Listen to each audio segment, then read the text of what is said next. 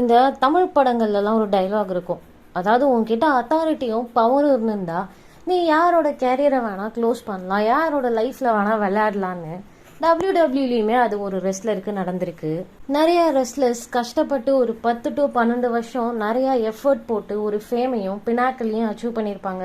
ஆனால் இந்த ஒரு ரெஸ்லர் ஒரு 3 to 4 இயர்ஸ் அந்த ஷார்ட் ஸ்பேன்லேயே ஒரு பீக் லெவலை அச்சீவ் பண்ண ஒரு ரெஸ்லர். ரெஸ்ல்மேனியா 30 பார்க்கும் போதெல்லாம் இந்த ரெஸ்லருக்கு எப்படிடா இவ்வளோ ஃபேன்ஸு, எனக்கு பிடிச்ச ரெஸ்லரை விட ஓவராக இவனை செலிப்ரேட் பண்ணுறாங்களேன்னு கொஞ்சம் ஜெலசியாகவும் இருக்கும் எனக்கு.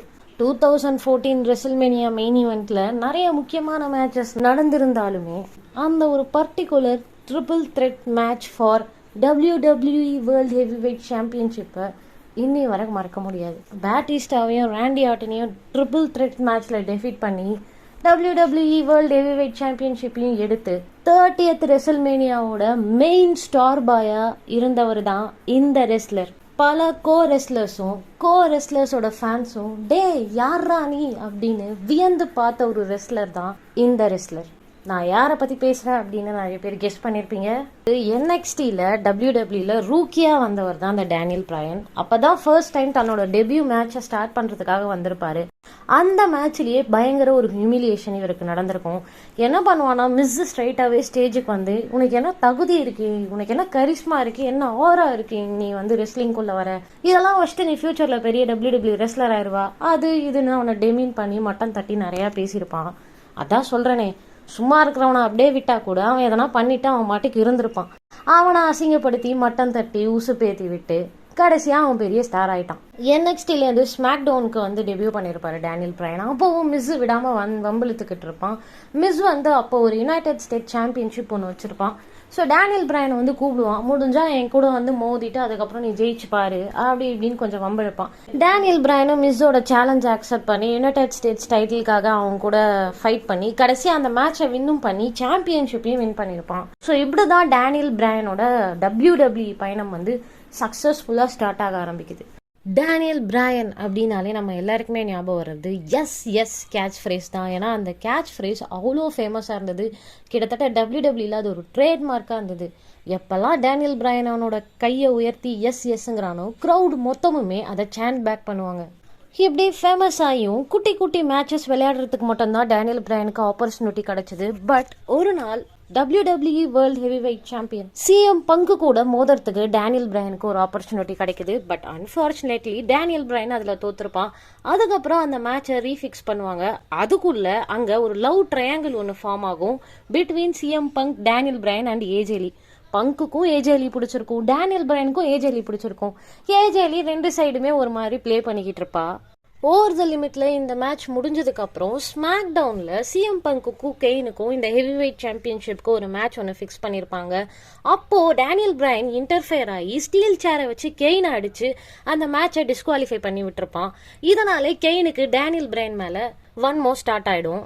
டேனியல் பிரையன் இன்டர்ஃபியர் ஆகி டிஸ்குவாலிஃபை பண்ணி விட்டதுனால அந்த மேட்சை மறுபடியும் அதே சாம்பியன்ஷிப்க்கு ஒரு ட்ரிபிள் த்ரெட் மேட்சாக ஃபிக்ஸ் பண்ணுவாங்க. But somehow CM bunk managed to win that match. அதுக்கப்புறம் டைட்டிலையுமே ரீடைன் பண்ணிட்டு போயிருப்பான். அதுக்கப்புறம் மணி இந்த பேங்க் நடக்கும். மணி இந்த பேங்க்லையுமே டேனியல் பிரையன் வந்து தோத்துருப்பான். ஸோ அதுக்கப்புறம் டேனியல் பிரையன் ஏஜேலிக்கு வெட்டிங் ப்ரப்போசல் பண்ணுவான் ஸ்டேஜ்லையுமே. ஏஜேலி அவனோட ப்ரப்போசலை ஆக்செப்ட் பண்ண வரப்போ கரெக்டாக WWEவோட CEO வின்ஸ் மெக்மஹன் அங்கே வந்துடுவாரு. உனக்கு ராவோட ஜெனரல் மேனேஜர் பதவி வேணுமா, இப்போ டேனியல் பிரையனோட இந்த வெட்டிங் ப்ரப்போசல் வேணுமா, ரெண்டுத்துல ஒன்று நீயே சூஸ் பண்ணிக்கோ, what is best for you, நீயே தான் சொல்லணும் அப்படின்ட்டு போயிடுவாரு. ஏஜேலி ஒரு செகண்ட் யோசிச்சு இதை நான் எப்போ வேணா பண்ணிப்பேன், பட் இப்போதைக்கு எனக்கு இந்த ரா ஜெனரல் மேனேஜர் பொசிஷன் தான் வேணும்னு சொல்லி டேனியல் பிரையனை விட்டுட்டு ஸ்டேஜ்லேருந்து வெளியில் போய் அந்த பொசிஷனை வாங்கிப்பா.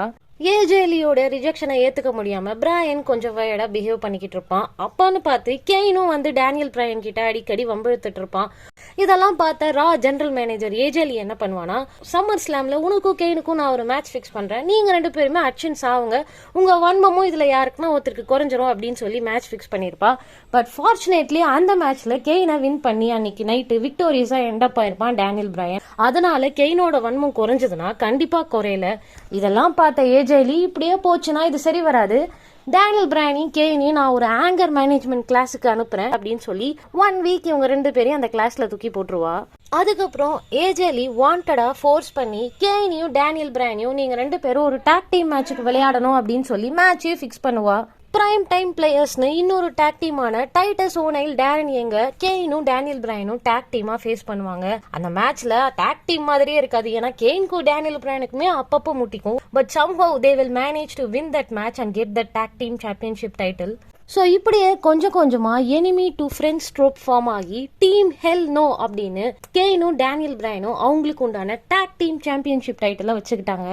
எஸ் எஸ்ன்னு கேட்ச் ஃப்ரேஸை யூஸ் பண்ண டேனியல் பிரையன் டாக் டீமா கெயினோட டீம் ஹெல் நோல விளையாடும் போது நோ நோ அப்படின்ற ஒரு கேட்ச் ஃப்ரேஸை யூஸ் பண்ணுவாரு. அதுவுமே அப்போ பயங்கரமா ஃபேமஸ் ஆச்சு.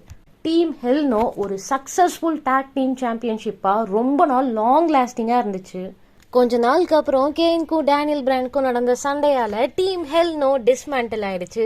So team hell no dismantle ஆனதுக்கு அப்புறம் டேனியல் பிரையன் சோலோவா நிறைய மேட்சஸ் விளையாட ஆரம்பிச்சாரு. 2013 சம்மர் ஸ்லாம்ல ஜான் சீனாவை வின் பண்ணி WWE சாம்பியன்ஷிப்பையே வின் பண்ணது தான் டேனியல் பிரையனோட ரெஸ்லிங் ஹிஸ்டரியிலேயே ஒரு டேர்னிங் பாயிண்ட்னு சொல்லலாம். டேனியல் பிரையன் சீனாவை சம்மர் ஸ்லாம்ல கான்கர் பண்ணும்போது என்டையர் கிரௌடுமே எஸ் எஸ்ன்னு சாண்ட் பண்ணியிருப்பாங்க. அப்பதான் எனக்கே தெரியும் டேனியல் பிரையனுக்கு இவ்ளோ ஃபேன்ஸா அப்படின்னு. டேனியல் பிரையனோட ரெஸ்லிங் லைஃபும் ஃபேமும் இதே மாதிரி அழகா பசுமையா போய்கிட்டு இருந்தது அன்டில் அவன் அத்தாரிட்டி ஸ்டோரி லைனுக்குள்ள போற வரைக்கும். இந்த வீடியோவோட ஸ்டார்டிங்ல சொன்ன மாதிரி தான் அத்தாரிட்டியும் பவரும் இருந்தா ஒருத்தனோட கேரியரையும் லைஃப்பையும் ஸ்பாயில் பண்ண முடியுன்றது எந்த அளவுக்கு உண்மைனா டேனியல் பிரையனோட WWE கேரியர் ஸ்பாயில் ஆனதுக்கு அப்புறம் தான்.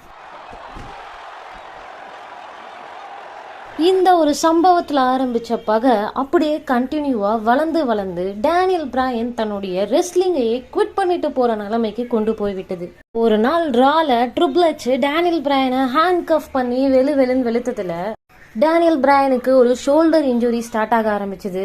ஷோல்டர் டிஸ்லோகேட் ஆனது மட்டும் இல்லாம நெக்ல ஒரு சிவியரான நர்வ் இன்ஜுரியுமே டேனியல் பிரையன் ஃபேஸ் பண்ணான். பட் இதுக்கப்புறமும் இவங்களோட ரைவால்ரி இவங்களோட வன்மமும் சும்மா இல்ல. Triple H vs Daniel Bryan ஒரு ரெசில்மேனியா 30 மெயின் ஈவெண்ட்ல நடந்துச்சு. டேனியல் பிரையன் தன்னோட டிஸ்லோகேட்டட் ஷோல்டரோட கட்டும் புட்டுமா அந்த மேட்ச்ல கலந்துட்டு அந்த மேட்ச்ல ட்ரிபிள் எச்ச வின்னும் பண்ணிருப்பான். இந்த மேட்ச்ல யார் வின் பண்றாங்களோ அவங்க WWE world heavy weight championship மேட்ச்ல கலந்துக்கலாம் அப்படின்ற மாதிரி தான் இருந்திருக்கும் கான்ட்ராக்ட். ஸோ டேனியல் பிரையன் இந்த மேட்சை வின் பண்ணிட்டு ரைட் அவே பேட்டிஸ்டா vs ராண்டி ஆர்டனுக்கு நடக்கிற WWE world heavy weight championship மேட்ச்ல ட்ரிபிள் த்ரெட் மேட்ச்ல ஒன் ஆஃப் த கண்டெண்டரா கலந்துட்டு இருந்திருப்பான். இந்த ஒரு பர்டிகுலர் மேட்ச் தான் டேனியல் பிரையனுடைய WWE ஹிஸ்டரியிலேயே அவனுக்கு ஹையஸ்ட் ஃபேமையும் ஃபேன் பேஸையும் கிரியேட் பண்ணி கொடுத்தது அப்படின்னு சொல்லலாம். கிட்டத்தட்ட டிஸ்லோகேட்டட் ஷோல்டரோட ஆல்ரெடி ஒரு மேட்ச் வின் பண்ணிட்டு ரெண்டாவது மேட்ச் அதே டிஸ்லோகேட்டட் ஷோல்டரோட பேட்டிஸ்டாவையும் ராண்டி ஆர்டனையும் ஃபேஸ் பண்ணி ஒரு இடத்துல கூட கிவ் அப் பண்ணாம அந்த மேட்சை நார்ம்ஸோட ஃபேரா பிளே பண்ணி வின் பண்ணி ரெசல்மேனியா 30 ஸ்டார் பாயா டேனியல் பிரையன் அன்னைக்கு நின்னுருப்பான். மனமே சபதம் வெல்லும் மட்டும் சாயாதீரு விழியே விழியே இமையே தீயும் போதும் கலங்காதீரு நதி நதி அத்தனையும் கடலில் சங்கமம் நட்சத்திரம் அத்தனையும் பகலில் சங்கமம் கலைகளின் வெகுமதி உன்னிடத்தில் சங்கமம் சங்கமம் மழை துளி மண்ணில் சங்கமம் உயிர் துளி வானில் சங்கமம் உடல் பொருள் ஆவியல் கலையில் சங்கமம் சங்கமம் மழை துளி மண்ணில் சங்கமம் உயிர் துளி வானில் சங்கமம் உடல் பொருள் ஆவியல் கலையில் சங்கமம் சங்கமம். இந்த ரெசில்மேனியா 30 மெயின் ஈவெண்ட் முடிஞ்ச உடனேவே மண்டே நைட் ரால டேனியல் பிரையனுக்கு கிரவுட் கொடுத்த வரவேற்பு இருக்கே. ஆனா இதெல்லாம் நடந்துமே அத்தாரிட்டியோட வன்மம் இன்னுமே அடங்கல. மறுபடியும் மண்டே நைட் ராலேயே இன்னொரு சம்பவம் ஒண்ணு நடந்திருக்கும்.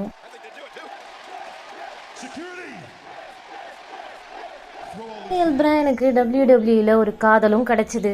ப்ரீ பெல்லாவை லவ் பண்ணி டேனியல் பிரையன் கல்யாணமும் பண்ணிக்கிட்டான். ஸோ டேனியல் பிரையன் மேல இருந்த காண்டில் அவளையுமே இந்த அத்தாரிட்டி கேங் ஃபயர்லாம் பண்ணி நிறைய விளையாட்டு விளையாடுவாங்க. இப்படியே இந்த வன்மம் தொடர்ந்துட்டே இருக்க ஒரு நாள் டேனியல் பிரையன் தன்னுடைய WWE ஃபேன்ஸுக்கெல்லாம் ஃபேர்வெல் பிட் பண்ணிட்டு WWEலேருந்து நான் குவிட் ஆயிக்கிறேன், பிகாஸ் நர்வ் ப்ராப்ளம் கொஞ்சம் சிவியராக இருக்கிறதாகவும் அகைன் அண்ட் அகைன் ரெஸ்லிங்கை கண்டினியூ பண்ணால் அது அவனுடைய லைஃபையே த்ரெட்டில் போட்டுடும் அப்படின்னு டாக்டர்ஸ் அட்வைஸ் பண்ணதாகவும் அப்படின்ற மாதிரி ஃபேர்வெல்ல ஒரு ஸ்பீச்சை கொடுத்துட்டு அங்கேருந்து கிளம்பியிருப்பாரு. இப்போ AEW ஆல் எலைட் ரெஸ்லிங்ல டேனியல் பிரையன் விளையாடிட்டு இருக்கிற மாதிரி நிறைய நியூஸ் வந்துட்டு இருக்கு. அங்கேயுமே நிறைய குட் கேம்ஸை விளையாடி வின் பண்ணி சாம்பியன்ஷிப்லாம் வாங்கி இருக்கிறதா நியூஸ் வந்துட்டு இருக்கு. பட் ஸ்டில் டேனியல் பிரையன் அந்த ஒரு ஷார்ட் ஸ்பேன்ல கிரியேட் பண்ண லெகாசி, அவருக்காக அமைச்சுக்கிட்ட அந்த ஃபேன் பேஸ், அதெல்லாம் அன்மேட்சபிள். ஸோ இதோட நான் என்னோட வீடியோ என் பண்ணிக்கிறேன். பட் இன்னும் நிறைய ரெஸ்லர்ஸ் பற்றி வீடியோ போடுவேன். ஆஸ் அ WWE ஃபேன்களாக நான் கண்டிப்பாக போட்டே ஆகணும்னு நினைக்கிறேன். ஸோ இன்னொரு வீடியோவில் உங்களெல்லாம் வந்து மீட் பண்ணுறேன். அன்டில் தென் பாய்.